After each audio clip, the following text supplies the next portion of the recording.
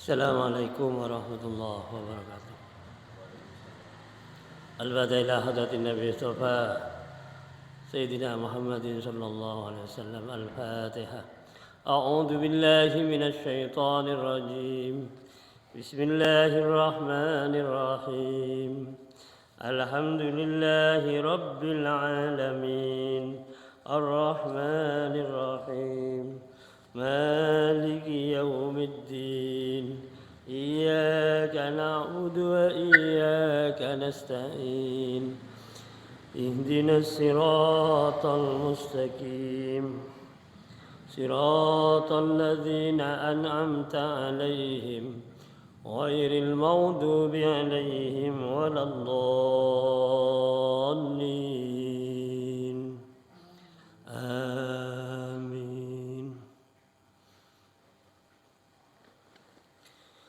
اللهم صل وسلم وبارك عليه وعلى آله.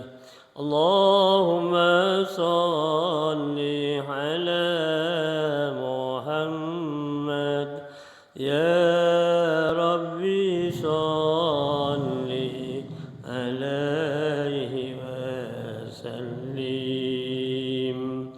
اللهم صل على محمد يا ربي صل عليه وسلم. في حب سيدنا محمد نور لبدر الهدى متمم. اللهم صل على محمد يا ربي صل عليه وسلم.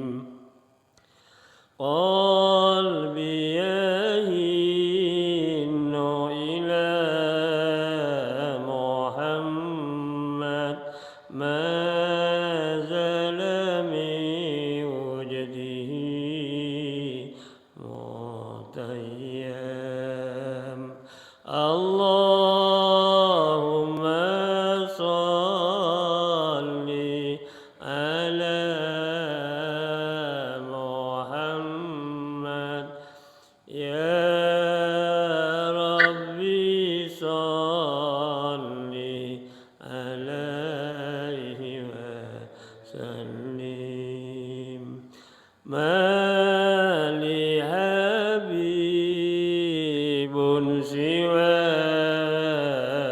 محمد خير الرسول للنبي المكرم. اللهم صل على محمد يا ربي صل عليه وسلم. شوق المحب إلى محمد أفناه ثم به تيم. اللهم صل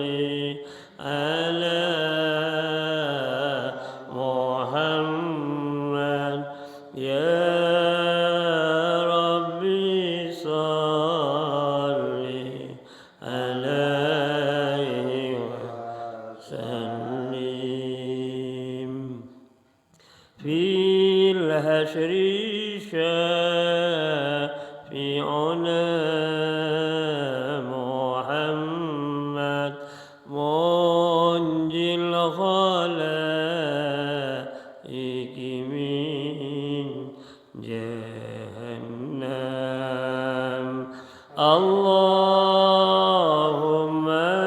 salli ala Muhammad ya Rabbi salli alaihi wasallim. Miladu Sayyidina Muhammad Ummul Qura Baladum Mu'azzam. Allahumma salli ala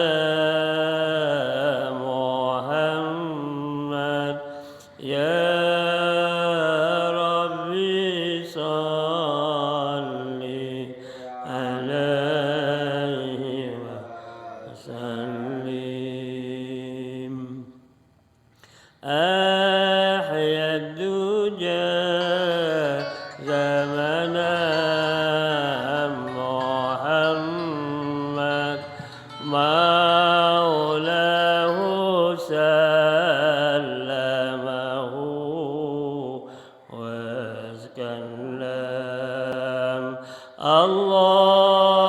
Allahumma salli ala Muhammad ya Rabbi salli alaihi wasallim. Ad'uka Ahmadu ya Muhammad ya Sayyidar Rusulil Muqaddam. Allahumma salli ala Muhammad ya Rabbi salli alaihi wasallim. Ishfa ila Allah ya Muhammad yaumal qiyamati kay unam. Allahumma salli ala Muhammad ya Rabbi salli alaihi wasallim. Allahumma salli wa sallim wa barik alaihi wa ala alihi.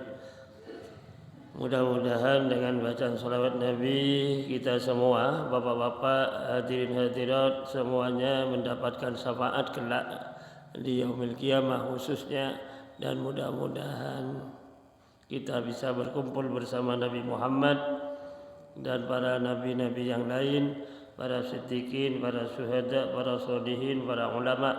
Akhirnya kita oleh Allah dimasukkan ke dalam surganya yang penuh dengan nikmat. Amin Allahumma amin. Hadirin hadirat yang berbahagia, alhamdulillah pada malam ini kita ada di pertengahan bulan Sya'ban. Insyaallah besok malam kita posisi di nisfu Sya'ban, malam minggu insyaallah. Di acara pada malam ini saya akan membawakan tentang keistimewaan nisfu Sya'ban itu yang biasa para ulama mengadakan kegiatan atau istilahnya apa, mengamalkan amalan khususnya di malam nisfu Sya'ban berkaitan dengan waktu yang insya Allah kalau kita panjang umur dari hari ini 16 hari lagi kita masuk di bulan suci Ramadan. Bapak-bapak, hadirin hadirat yang berbahagia, minggu kemarin sudah saya kutip sebagian tentang keistimewaan nisfu Sya'ban. Para ulama itu yang tahu hikmah yang terkandung dalam nisfu Sya'ban itu tidak meninggalkan acara pada malam nisfu Sya'ban dengan mendekatkan diri kepada Allah. Karena para ulama itu sudah baca kitab-kitab yang mengandung hikmah pada malam nisfu Sya'ban itu. Akhirnya kalau kita sebagai pengikut para ulama, itba namanya, seharusnya memang supaya kita kelak di akhirat juga berkumpul dengan para ulama. Para ulama itu berkumpul dengan para tabi'in, sahabat Nabi, dan akhirnya berkumpul dengan Nabi Muhammad. Semua yang diamalkan para ulama sebisa mungkin kita mengikuti supaya tidak ketinggalan. Hikmah yang terkandung itu malam nisfu Sya'ban itu berfungsi ganda bagi kita semua, khususnya umat Islam ya di seluruh dunia termasuk kita pada malam nisfu Sya'ban itu. Karena malam nisfu Sya'ban itu para malaikat akan melaporkan hasil catatan dari hamba-hamba Allah yang oleh malaikat dilaksanakan mulai tahun kemarin sampai malam nisfu Sya'ban. Seperti halnya besok malam ini amal perbuatan kita itu oleh malaikat Raqib dan juga tentu malaikat yang di dua sisi ini, malaikat Raqib dan Atid itu akan menyampaikan raport kita masing-masing kepada Allah itu ya. Dari mulai nisfu Sya'ban yang lalu sampai nisfu Sya'ban ini. Jadi para ulama akan berusaha semampunya itu dan juga pengikutnya pada malam nisfu Sya'ban itulah bisa menutup buku catatan amal yang 1 tahun terakhir ini dengan amalan yang baik. Namanya ditutup dengan amalan yang husnul khotimah itu. Sekaligus para ulama juga berusaha untuk membuka lembaran baru, buku yang akan dicatat oleh malaikat dari nisfu Sya'ban besok malam ini sampai tahun ke depan kalau kita panjang umur. Oleh sebab itu sangat strategis bagi umat Islam karena raport kita itu nanti yang 1 tahun itu ditutup dengan nilai-nilai yang positif, gitulah. Dan juga buku catatan amal akan datang kita awali dan kita buka dengan nilai-nilai yang positif pula. Nah, jadi di sini itu tidak wajib, tetapi karena kita tahu kandungannya semangat kita. Akhirnya kalau di sini mungkin bapak-bapak yang tahu dan ibu-ibu di Masjid Riyadh, di Masjid Segap gitu. Mungkin juga seperti di Masjid Agung mungkin itu mengadakan itu karena itu sentral-sentral kegiatan umat Islam. Termasuk di pondok saya besok malam ada kegiatan juga. Paling tidak itu kecuali juga sholat sunnah nisfu Sya'ban 2 rakaat paling tidak. Kalau di Masjid Riyadh itu sholat awwabin 4 rakaat. Ya, 4 rakaat dilaksanakan 2 salam. Nah, sholat awwabin itu sholatnya orang yang ingin bertaubat kepada Allah. Awwabin itu artinya kelompok-kelompok manusia yang kembali kepada Allah. Sholat awwabin itu diantara sholat maghrib dan sholat isya itu sholat awwabin. Setelah itu baca Yasin 3 kali. Kalau di Masjid Riyadh. Nah, Yasin yang dibaca 3 kali itu diawali dengan bacaan Fatihah, suratul Fatihah dengan niat memohon kepada Allah. Pertama mohon diampuni dosa-dosa yang dilanggar itu atau dosa maksiat lah kepada Allah, mohon diampuni. Kemudian mohon diberi umur yang barokah, panjang umur, sehat lahir batin, supaya bisa melaksanakan ibadah dengan baik. Itu Fatihah dan Yasin yang pertama. Terus baca doa. Ada khusus doa di akhir bacaan Yasin itu. Setelah itu Yasin yang kedua diawali dengan suratul Fatihah, memohon kepada Allah, mohon mendapatkan rezeki yang banyak, halalan thayyibatan katsiran mubarakah, supaya juga lebih ringan dan kuat melaksanakan ibadah kepada Allah. Ini. Yang terakhir, yang ketiga, baca suratul Fatihah, kemudian melanjutkan bacaan Yasin yang ketiga dengan niat mohon oleh Allah ditetapkan iman dan Islam kita.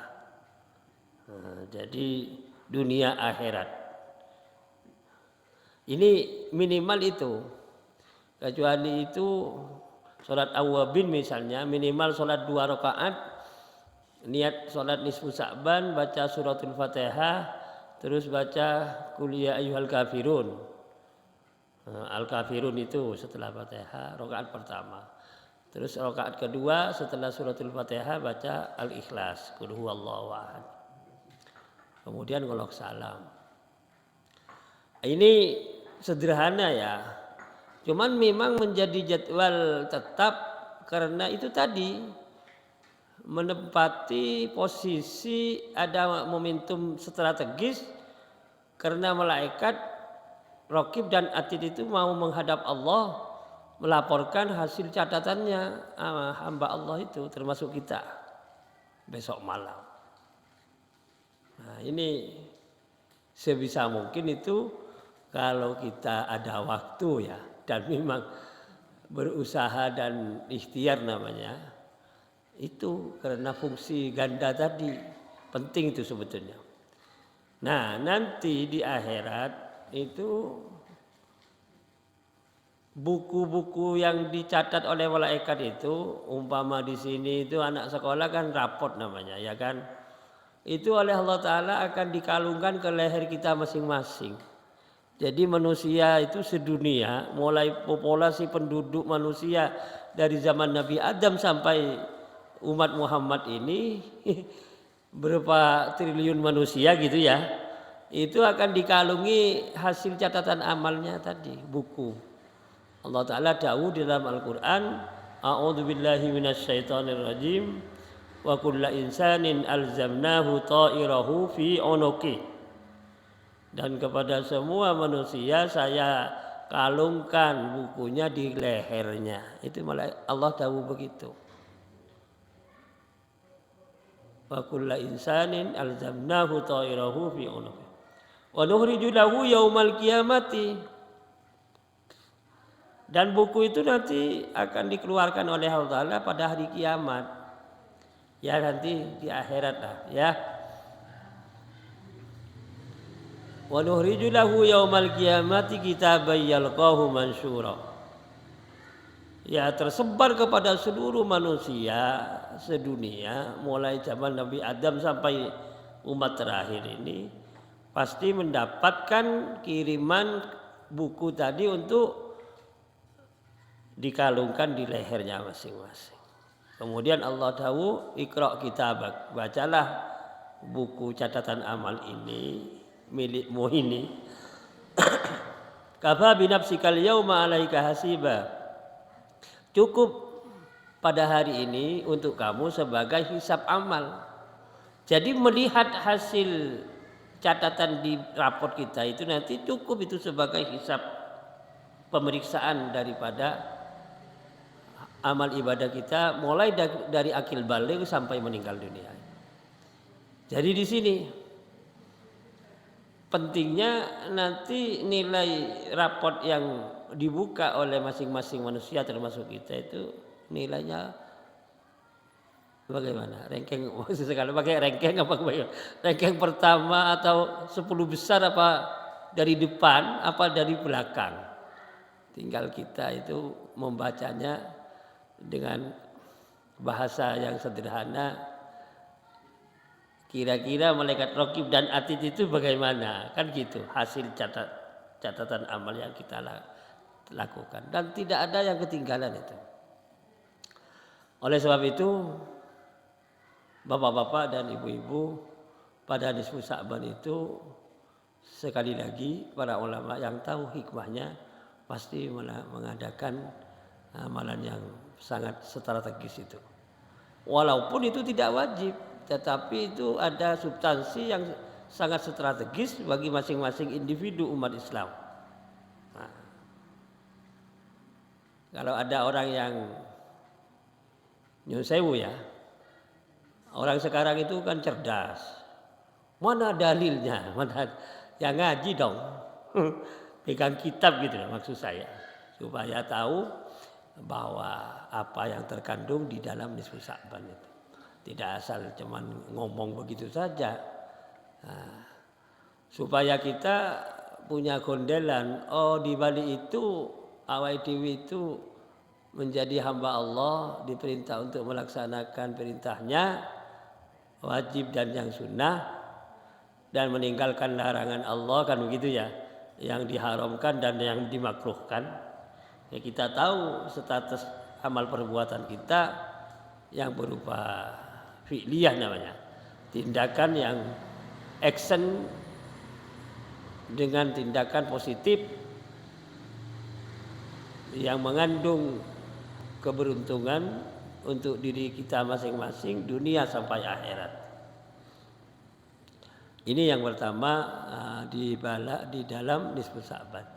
Lebih daripada itu, kalau orang Jawa itu mohon maaf ya, memang tradisi orang-orang tua kita dulu itu juga sesuai dengan kitab. Diadakan padusan, ya kan? Gitu loh.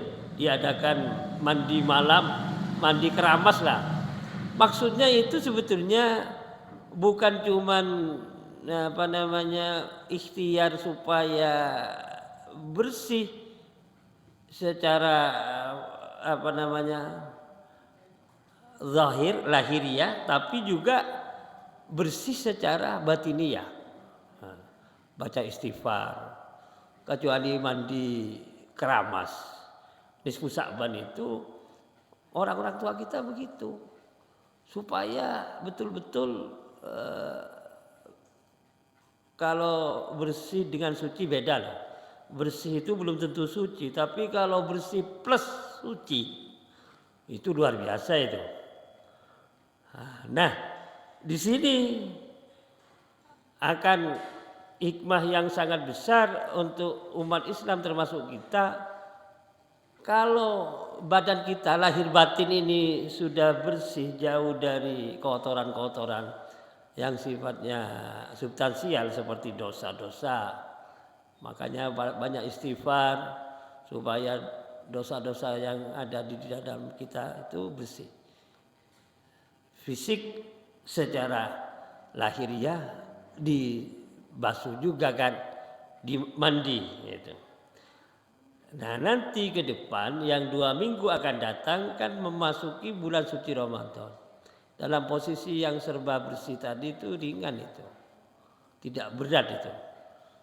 Enteng kata orang Jawa, enteng. Karena orang kita itu begitu. Dulu. Saya ini ada substansi daripada apa yang diamalkan orang-orang tua kita dulu itu ada dalam kitab itu. Kok begitu? Iya, sudah digambarkan berkaitan dengan kewajiban. Ini bukan wajib yang tadi. Untuk nisfu Sa'ban kan bukan wajib, tapi yang wajib kan ada. Kalau mau sholat, wudhu dulu, gitu. Bersih dulu. Nah, itu contoh itu. Itu kalau bahasa sekarang dalilnya itu. Jadi yang wajib kayak itu, yang sunnah niru, meniru, mencontoh yang wajib itu prosesnya. Nah ini supaya mau menghadap Allah itu enak, tidak ada yang gondeli sehingga mau melaksanakan puasa berat kan gitu cerita. Bersih mulai dari 2 minggu sebelumnya sudah finishing final karena prosesnya mulai bulan Rajab, bulan Sya'ban puasa. Allahumma barik lana fi Rajabah wa Sya'bana wa ballighna Ramadan. Ini doa ini mengandung faidah atau hikmah. Mudah-mudahan Engkau ya Allah memberkati kami di bulan Rajab ini dan bulan Sya'ban. Sampaikan kami beribadah kepadamu di bulan suci Ramadan. Itu ada kandungan seperti proses tadi.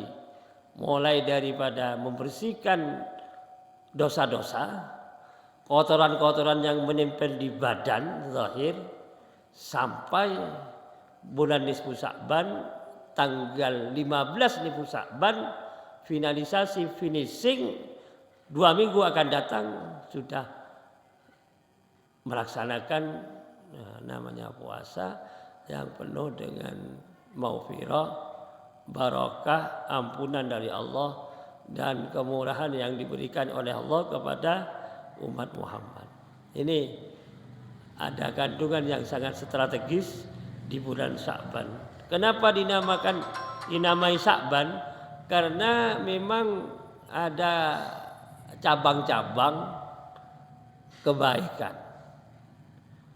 Kalau Rasulullah mengatakan inna rajabah syahri kata Allah. Ini hadis kursi. Wa sya'bana syahri katanya Nabi Muhammad. Inna rajabah syahrullah wa sya'bana syahri wa ramadana syahru ummati. Ini Nabi Muhammad yang tahu. Sesungguhnya bulan Rajab itu bulannya Allah. Maksudnya fungsinya yang Sya'ban bulan saya, Ramadan bulan umat saya. Jadi 3, Allah, Nabi Muhammad, kemudian kita. Ya, dari 3 bulan itu menjadi satu ruangan di mana Allah Ta'ala akan memberikan rahmat dan nikmat kepada umat Muhammad asal bisa dimanfaatkan dengan sebaik-baiknya. Mudah-mudahan kita besok itu bisa melaksanakan puasa dengan sebaik-baiknya. Yang jelas umur kita mudah-mudahan panjang barokah gitu ya. Karena memohon kepada Allah, Allahumma tawwil umurana, kan gitu ya. Ya Allah panjangkan umur kami. Nabi mengatakan sebaik-baik umat yang mempunyai umur panjang, sebaik-baiknya manusia yang mempunyai umur panjang, tapi dia amalnya baik kan gitu. Jadi umur panjang tindakannya positif itu baik, terbaik gitu. Sejelek-jeleknya manusia punya umur panjang, cuman amal perbuatannya jelek. Naudzubillah min dzalik. Jadi tindakannya negatif. Oleh sebab itu umur panjang yang kita mohonkan kepada Allah khususnya di nisfu Sya'ban tadi berkaitan dengan surah Yasin itu yang kita baca, kita mengisi umur yang Allah berikan kepada kita dengan tindakan yang baik supaya termasuk hamba Allah yang terbaik, kan begitu. Mudah-mudahan sekali lagi kita bisanya ikhtiar ini. Tapi kalau tidak ada kemauan atau niat menuju ke sana kan otomatis tidak menggagas diri bahwa diri kita akan kembali kepada Allah. Jadi doa itu yang kita laksanakan Rabbana atina fid dunya hasanah, katanya doa sapu jagat. Wa fil akhirati hasanah. Wahai Tuhan kami, mohon kami diberi di dunia ini posisinya mendapatkan kebaikan, atau enaklah bahasa yang lebih spesifik sederhana, mohon di dunia dalam posisi yang serba enak. Enak itu lahir batin. Tapi juga mohon besok di akhirat posisi kami juga enak. Jadi dunia hasanah, akhirat hasanah, kan begitu. Dunia baik, akhirat baik. Kalau bahasa yang orang bilang itu dunianya untung, akhiratnya untung. Nah, gitu. Ini sebab manusia itu terbagi menjadi berapa? 4 macam kan. Dunia baik, akhirat baik. Tapi juga yang nomor 2, dunia kurang baik, akhiratnya baik. Yang nomor 3, dunianya yang baik, akhiratnya jelek, kan gitu ya. Yang tadi nomor 2, dunianya tidak baik, akhiratnya baik. Yang nomor 3, sebaliknya, dunianya yang baik, akhiratnya tidak baik. Yang paling celaka nomor 4 ini, dunia tidak baik, akhirat tidak baik. Dunianya buntung, akhiratnya buntung juga. Wah, mumet ini kita. Jadi kita posisinya di mana ini kira-kira? Kan begitu. Ya, kita inginnya yang pertama, dunia baik, akhirat baik. Itu pasti itu. Kalau kepepet itu ya yang nomor 2, dunia ini ora pate eco, ning akhirati hebat gitu. Yang agak rokoso nomor 3, hanya dunia saja mewah, tapi akhiratnya jahanam. Naudzubillah. Yang paling double rokoso nih, dunia ini jahanam, akhiratnya ya neraka jahanam juga. Celaka. Sakiyun fid dunya wa sakiyun fil akhirah. Naudzubillah min dzalik. Oleh sebab itu kita berusaha supaya yang pertama, dunia enak, akhirat enak. Dunia bahagia, akhirat bahagia. Itu.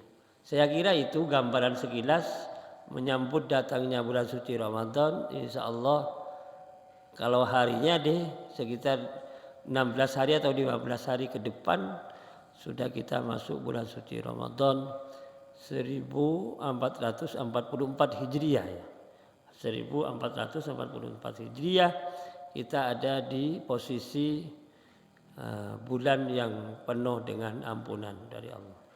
Bulan penuh dengan barokah. Dari bulan Rajab, bulan Sya'ban, insyaallah kita dipanjangkan umur oleh Allah masuk pada bulan suci Ramadan yang akan datang. Mudah-mudahan bapak-bapak dan ibu-ibu kita menjadi hamba Allah yang istiqomah, tetap iman, tetap Islam, mendapatkan karunia besar dari Allah. Keluarga kita juga keluarga yang sakinah, mawaddah warahmah, tenang semua, tidak ada gangguan untuk di lingkungan masing-masing rumah tangga kita. Ini yang penting. Soalnya kalau ini dengan Allah dikaruniai kebahagiaan, ibadah itu lebih tumakninah, itu lebih baik, ibadah lebih khusyuk, kan gitu. Kita kalau menerima informasi yang negatif-negatif, wah kita malah malas ibadah. Sekarang ini sudah tersebar seperti informasi yang sudah kita saksikan, mumet kita. Tidak usah itu aja. Kita langsung mengambil yang lebih baik supaya tidak terpengaruh, pikiran kita tidak terkontaminasi dengan informasi-informasi yang positif, yang negatif. Soalnya kita tidak bisa beribadah itu, cuman menangkap informasi yang negatif terus. Kan gitu. Padahal tidak ada urusannya dengan awak dewi itu pribadi ya maksud saya. Nah, urusan kita itu dengan Allah bagaimana di dunia dan juga di akhirat. Nah, ini manusia itu memang sekali lagi seperti sekarang masih hidup kita, dunia itu ya lahwun walaib. Ya cuman tindakan yang hura-hura dan permainan gitu ya. Wah, ini yang perlu difahami. Kita tepis posisi yang hanya menyia-nyiakan waktu, hilang waktu kita itu dengan keadaan yang serba tidak menentu itu.